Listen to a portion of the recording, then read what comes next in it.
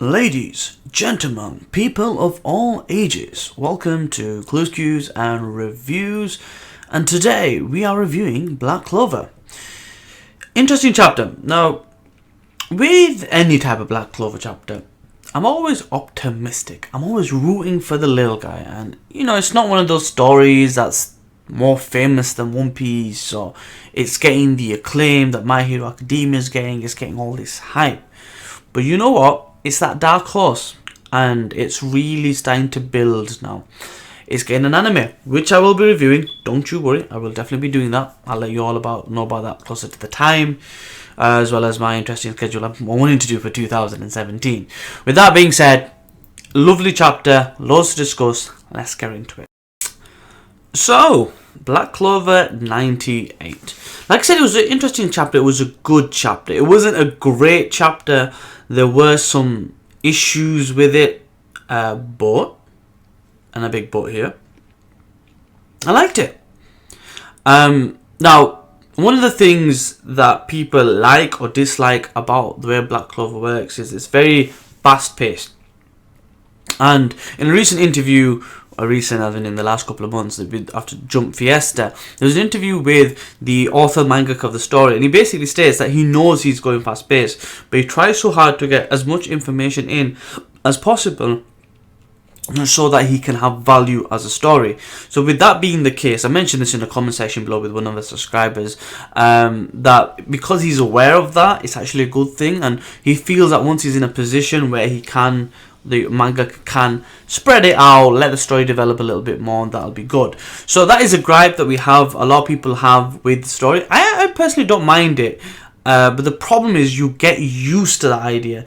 The pacing was slow last chapter, but I didn't really mind it. Again, it was slow this chapter, but 2 weeks in a row, being that the battle's decided, is interesting. Anyway, so let's kind of go over the main components of this, because it was a really simplistic chapter, but there was this big oh my god moment. Okay, let's look at everything. So the first thing, and it's something I really enjoy about Asta in the story, is his reactions are like just magical moments. They're just so funny. When there's a part where like Ladross is like, "Oh, I'm dying, just kill me," and he's like, "No, jerk face. I know you're bloody and you're turning into a prune, but still, get yourself together, we're going to fix everybody, and you're going to apologize." And I'm like, really? After nearly dying and nearly killing your opponent, is that the best reaction you want to give right now? But it's funny, and that's what I like about Asta. His reaction is very OTT, and yeah, he could run thin when you have it all the time, but it's comic. I don't know, one thing I tell you I like about this manga, because storytelling is the comedic element of it. I really enjoy that, the way he puts that together, where you have serious moments and then you have these funny moments. I like that. Now, with that being said, there was a key element that I wanted to mention, and it's all to do with theorizing, world building, and things to consider, is the magic stone on Ladross's head. He specifically stated when it broke, his mind cleared, and he was pretty much like a different person. So those stones affect personalities. Now, what this does is it gives you a clue as to the link between that and the third eye. I ultimately believe, I don't know which order it is, but it could honestly be a case that either the stones or the third magical eye that has this demon power in it is like a predecessor or successor. So what I mean by that is either the stones were used first and those kind of designs and tests led to the eyes, or vice versa. Maybe the eyes were like an unstable thing because they used demon power and they found that magical stones or crystals or whatever have you were a better, more efficient way of doing things. But I think there's definitely something there that needs not to be missed in these little details. That's probably going to play a factor later on when we start exploring Diamond Kingdom, Diamond Gem, Magic Stone. You kind of get where I'm going here. It's also important though to bear in mind that this is different from the stones that were in that tablet that the Midnight Eye, the Third Eye, and the Clover Kingdom are after. So it's important to bear in mind they're different. So people get them confused, think they're the same thing. I want to just point out that these are different things. With that being said, Asta then contemplates about this power. and he thinks that, or this what magic is like, and mastering your abilities. And I like the fact that he's looking forward and he's seeing, although it was like a darkish type of ability and could be scary to a lot of people, that he's seeing the positive and wanting to develop and get stronger. So that means there is room for growth. Which is really important. This is just going to be one element of his growth. We still have his key development, his physical prowess, and basically his ninja-like abilities, plus this. Now, with that being said, this is where the witch intervenes, and the witch basically, she throws out to be this bad person. It's like, I was so disappointed. I mean, if you can't trust a witch, who can you trust?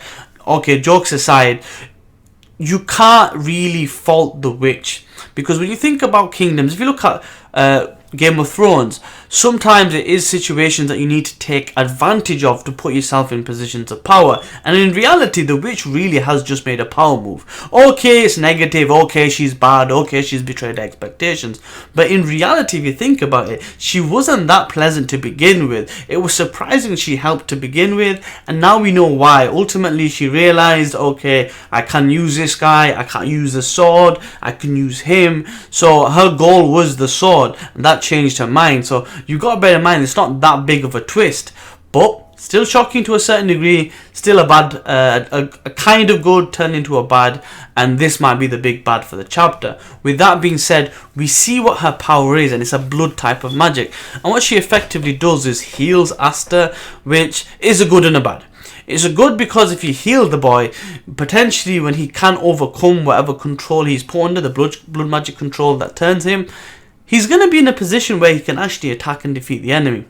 With that being said though, everyone else is captured, pretty much put on crucifixion spikes. They look like shurikens, and basically Asta's been overcome. Now you got to bear in mind, that makes sense because it's his blood. Because she used her blood to heal him, she's using her blood to control him. That makes sense to me. It's logical from that point of view. Also, with that being said though, it's different, in my opinion, when it's your subconscious that he didn't lose control over. It's another level of development if you can control your blood. So it's a situation now where he's got to use his smarts, he's got to use something deep within inside him to overcome the obstacle that's been kind of controlling him. Now, if that is the case, this is probably going to be an opportunity for us to develop further, even though he just had some development. But here's the kicker. Remember, literally just now I mentioned there's a point where he says he looks to you, wants to use this ability again, he wants to master it. How is he going to master an ability such like this? By using it more, by her making him her weapon, and unleashing this power again to her, ulterior motives, dark moves and whatnot to kill his friends. He's actually experiencing this power a lot further. And that experience will be something his body will remember, and hopefully that will be a trigger that he can tap into later on. So the best way to, like martial arts for example, the best way to get better at a technique is just to use the technique more and more. And this is his next experience with the new technique he's just developed, potentially leaving him with an option later on down the line where he can eventually master it. So some really good positives there, something to look forward to, a nice hype ending. You can always get hype about these type of situations, but I was a lot more hyped last week. Now I'm just excited or interested to see what's going to happen next. How is he going to overcome this obstacle? With that being said, this review has taken longer than I thought it would. As you know, I like to talk loads about Black Clover. I'm going to cut it short. Hope you enjoyed the chapter. Hope you enjoyed this review. As always, like, comment, share, subscribe. Especially comment if you can, because I really like the back and forth, the communication, the building of this community. And hopefully, even if our ideas, our theories are wrong, it at least gets you thinking about interesting things that we can talk about in the manga we enjoy and love. As always, like, comment, share, please subscribe if you haven't. I'd really appreciate that, and I'll see you next time.